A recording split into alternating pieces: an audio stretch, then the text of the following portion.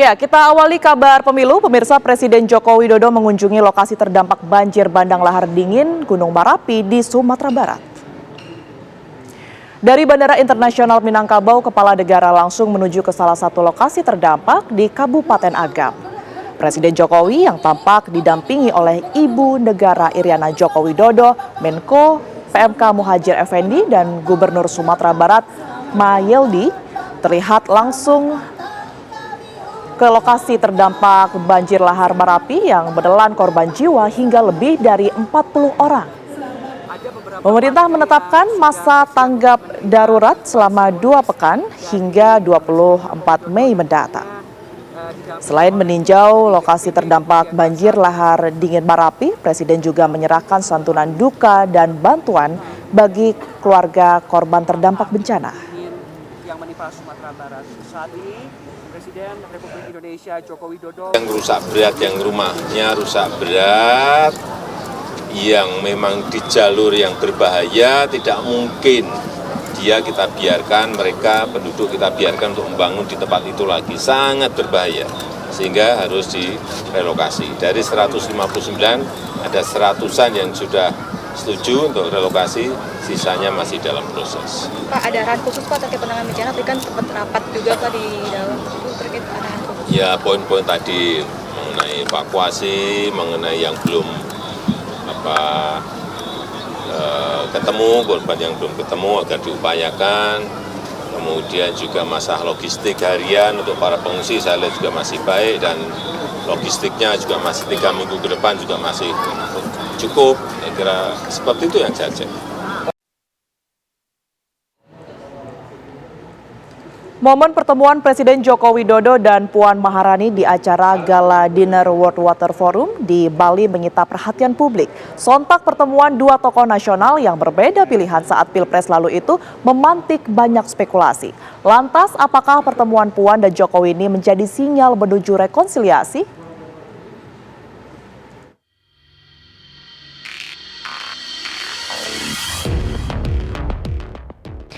Ketua DPR RI sekaligus Ketua DPP PDI Perjuangan, Puan Maharani, akhirnya tampil berdampingan dengan Presiden Joko Widodo.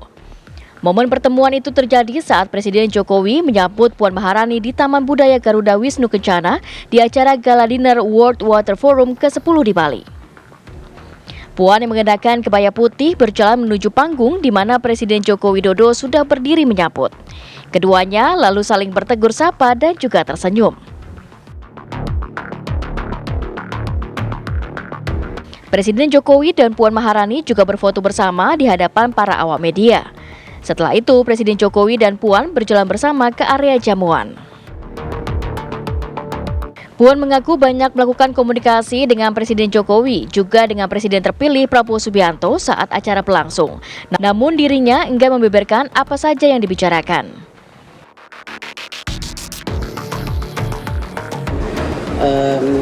GWK menjadi sangat spektakuler. Dan juga pertemuan yang ditunggu-tunggu ya. Nah, itu aja. Banyak obrolan khususnya kan sudah lihat wajah saya dan wajah Pak Presiden sumringah. Ya, itu ya. Apa? Sempat ketemu Pak Prabowo. Nggak jalan bersama, ya bicara macam-macam. Ya sudah itu.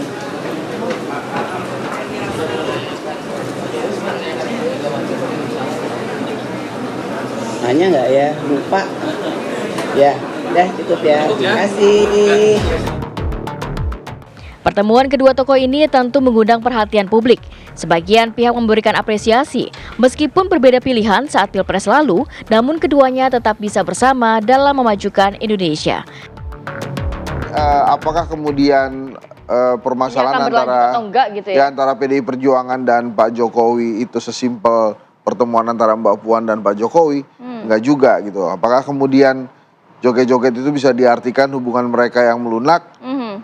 Saya yakin juga belum tentu gitu. Karena itu tadi, di satu sisi sebagai pejabat negara mereka bertemu, tapi ada kejadian lain yang penting. Mantunya Pak Jokowi benar-benar pindah nih dari PDI Perjuangan ke Gerindra. Jadi ada beberapa hal yang menurut saya memang nggak simpel itu. Tapi sebagai pejabat negara, saya harus acungi jempol keduanya bisa menampilkan sosok yang ya sangat negarawan gitu. Adem ayem. Lantas, apakah pertemuan Puan dan juga Jokowi ini menjadi sinyal menuju rekonsiliasi? Tim TV One mengabarkan. Presiden Joko Widodo angkat bicara soal pertemuannya dengan Ketua DPR Republik Indonesia Puan Maharani yang kini banyak menarik perhatian publik. Di tengah renggangnya komunikasi dengan PDI Perjuangan, Presiden menegaskan bahwa hubungannya dengan Putri Ketua Umum PDI Perjuangan Megawati Soekarno Putri itu sangat baik dan sudah akrab sejak lama.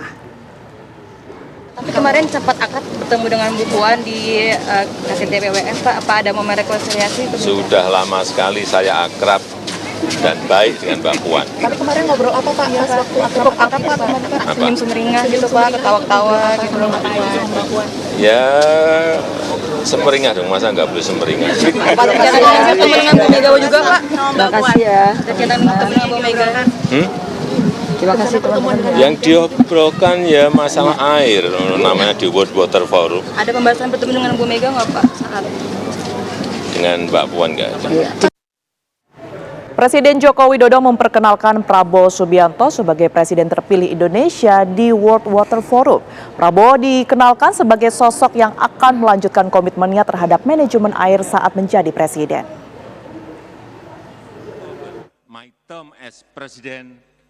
Presiden Joko Widodo memperkenalkan Prabowo Subianto sebagai penerusnya kepada delegasi World Water Forum pada pembukaan World Water Forum ke-10 yang diselenggarakan di Nusa Dua, Bali. Prabowo langsung berdiri saat namanya dipanggil dan langsung memberikan salam. Prabowo Subianto. Dalam perkenalan tersebut, Presiden Jokowi juga memperkenalkan Prabowo yang saat ini menjabat sebagai Menteri Pertahanan RI. Menurutnya, Prabowo akan melanjutkan komitmen Indonesia untuk berkontribusi dalam pengelolaan air dunia. The President-elect of Indonesia, Mr. Prabowo Subianto.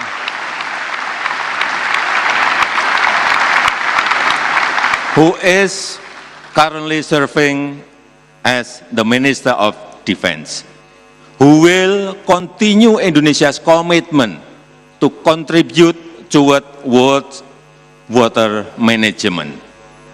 Terima kasih Pak Prabowo.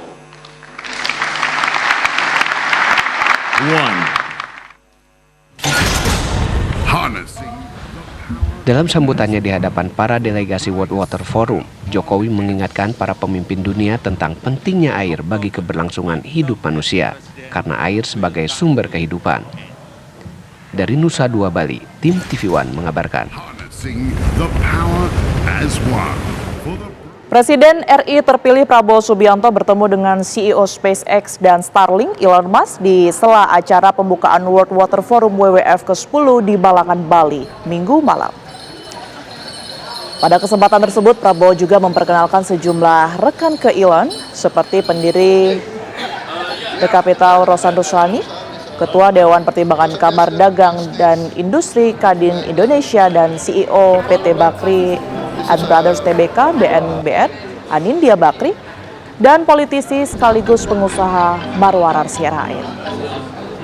Pertemuan disebut membahas banyak hal pemirsa, salah satunya terkait potensi kerjasama di pemerintahan Prabowo mendatang sehingga berdampak baik bagi kemajuan dan kesejahteraan Indonesia.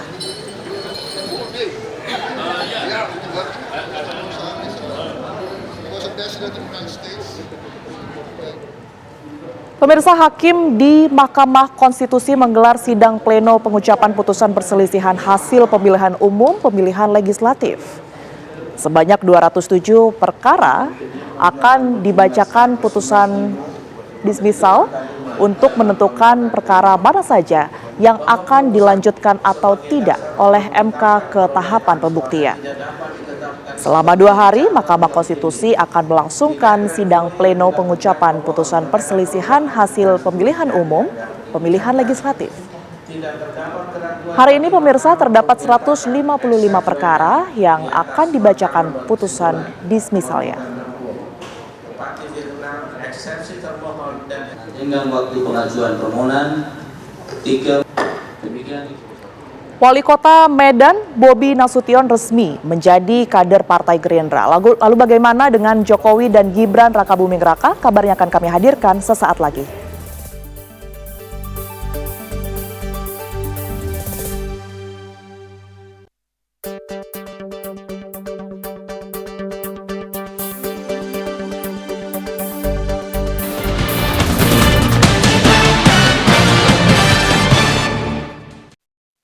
Wali Kota Medan, Bobi Nasution resmi menjadi kader Partai Gerindra. Usai menjadi kader Gerindra, menantu Presiden Jokowi ini langsung mengambil formulir untuk mencalonkan diri sebagai bakal calon gubernur Sumatera Utara.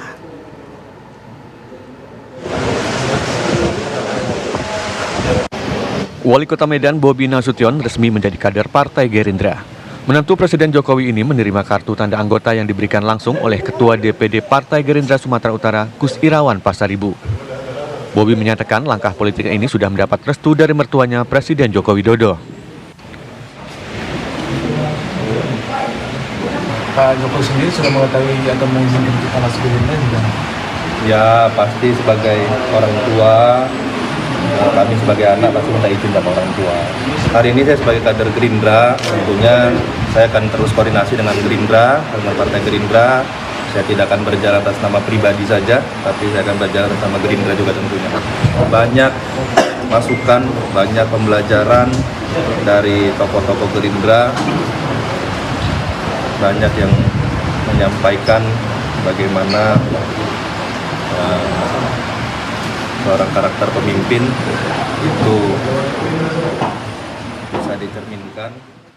Usai menjadi kader Gerindra, Bobi pun langsung mengambil formulir untuk mencalonkan diri sebagai bakal calon gubernur Sumatera Utara.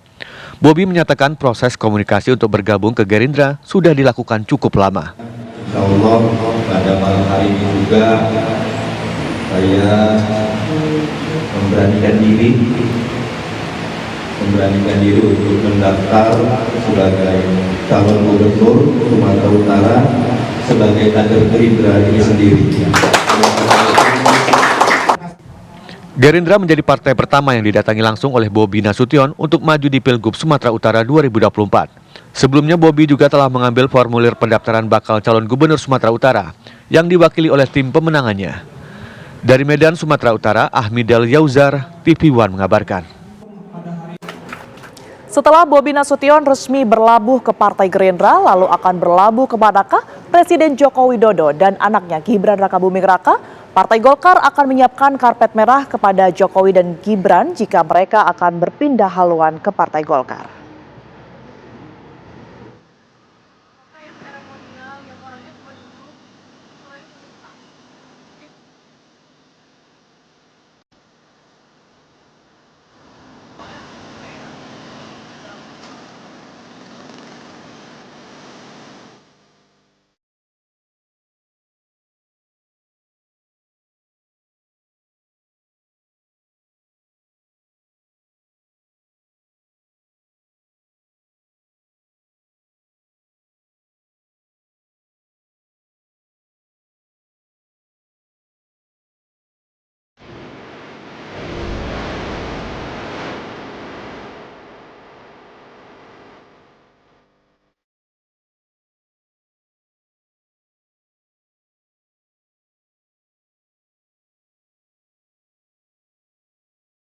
PDI Perjuangan sempat mengeluarkan pernyataan jika Presiden Joko Widodo dan putra sulungnya yang merupakan wakil presiden terpilih Gibran Rakabuming Raka sudah bukan lagi kadernya.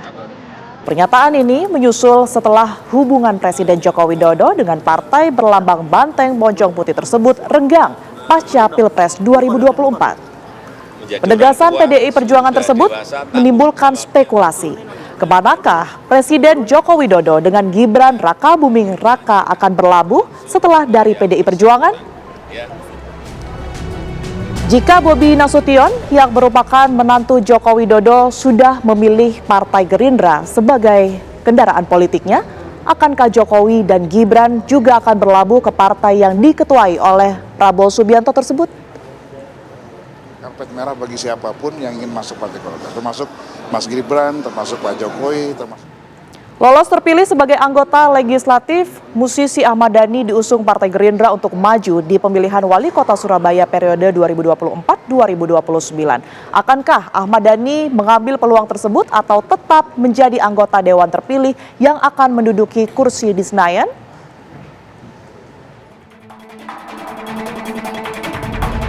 Mendekati pemilihan kepala daerah serentak atau pilkada di bulan November nanti, sejumlah nama mulai dipersiapkan oleh partai pengusung. Nama Ahmad Dhani, musisi dan juga politisi Gerindra yang lahir di Surabaya ini digadang-gadang Partai Gerindra menjadi bakal calon wali kota Surabaya. Sebelumnya Ahmad Dhani merupakan salah satu artis yang lolos pada pemilihan legislatif yang lalu. Lalu seberapa besar peluang Ahmad Dhani untuk menang di Pilwalkot Surabaya? Ahmad Dhani dicalonkan Gerindra menjadi calon wali kota Surabaya, tentu menarik ya. Pertama itu hak Gerindra, tetapi memang harus dihitung betul, dikalkulasi soal peluang menangnya. Apakah bisa menang atau tumbang? Ya jawabannya tergantung berapa popularitas yang dimiliki oleh Ahmad Dhani. Lalu seberapa tinggi juga elektabilitasnya dan seberapa banyak juga isi tasnya. Akankah Ahmad Dhani akan mengambil peluang menjadi wali kota Surabaya atau tetap menjadi anggota dewan terpilih yang akan menduduki kursi di Senayan? Jika ia maju di pilkada nanti, Ahmad Dhani wajib mundur sebagai anggota legislatif paling lambat 22 September 2024. Dari Jakarta, Sally Alexandra, Yohanes Billy, TV One mengabarkan. Ya, lalu apa tanggapan warga Surabaya terhadap pencalonan Ahmad Dhani sebagai kandidat wali kota Surabaya? Ya, setuju saja, oke. Untuk demi kemajuan Surabaya. Ahmad Dhani asli arek Surabaya. Ini kan background dari Ahmad Dhani sendiri kan musisi ya Pak ya, ini tanggapannya gimana nih Pak? Ya nggak apa-apa, bagus-bagus saja. Dia banyak pengalaman di bidang musik, seni, budaya, dan sebagainya. Artinya mendukung ya Pak ya? Sangat mendukung. Kalau saya melihat Mas Ahmad Dhani itu ya cukup populer ya. Karena kalau untuk calon wali kota harusnya populer dulu dan dia dari partai pemenang Gerindra. Seharusnya kalau saya sih ya oke aja. Oke, maksudnya ya ada suasana baru bagaimana dia membawa Surabaya mungkin yang lebih baik seperti itu. Justru karena dia musisi yang besar bisa membawa Surabaya mungkin yang lebih baik, apalagi dia dari partai pemenang itu tadi gitu loh. Saya sebagai anak muda jujur aja setuju karena Ahmad Dhani juga di karir musisinya juga bagus, mungkin di karir politiknya kan juga lebih baik juga mungkin seperti itu. Oke, jadi artinya setuju aja ya? Iya, betul. Kalau misalnya nih yang terpilih atau nantinya Ahmad Dhani ini menjadi wali kota Surabaya, apa yang diharapkan ya Pak? Mungkin menjadi Surabaya lebih baik atau konser gratis mungkin. Tiap hari. Ya, mungkin seperti itu atau anak muda lebih digerakkan sih kita aja. Tanggapan saya kalau untuk Pak Ahmad Dhani mau jadi calon wali kota boleh-boleh saja. Cuman saran saya alangkah baiknya Pak Ahmad Dhani fokus dulu di jabatan yang baru sekarang ini, karena dia sendiri baru periode ini baru jadi. Kabar Pemilu masih akan kembali hadir ke hadapan Anda. Pemirsa, usai jeda berikut ini tetaplah bersama kami.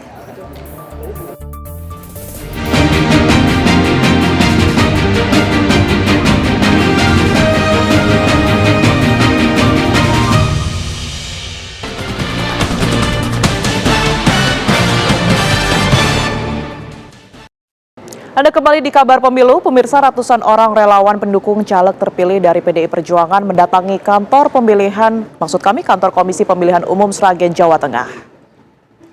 Masa menyampaikan keberatan lantaran calon legislatif terpilih Waluyo diganti dengan caleg lain yang justru perolehan suaranya lebih sedikit.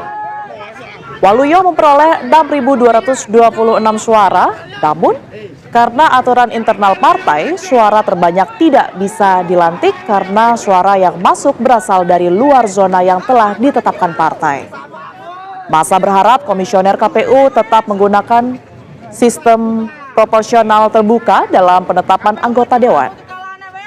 Sementara KPU beralasan keputusan ini diambil karena DPC PDI Perjuangan menyerahkan surat bahwa caleg terpilih Waluyo telah mengundurkan diri. Juga didukung dari rekan-rekan semua yang ikut, saya serahkan, yang satu saya minta untuk buat arsip kami, bahwa kami sudah menyampaikan ke sini karena saya mewakili dari rekan-rekan. KPU ini kan. Informasi tadi sekaligus menutup kabar pemilu hari ini. Pemirsa, sesaat lagi Anda dapat menyaksikan kabar haji bersama Anggia Ebony. Saya Tiara Haraha pamit undur diri. Terima kasih. Sampai jumpa.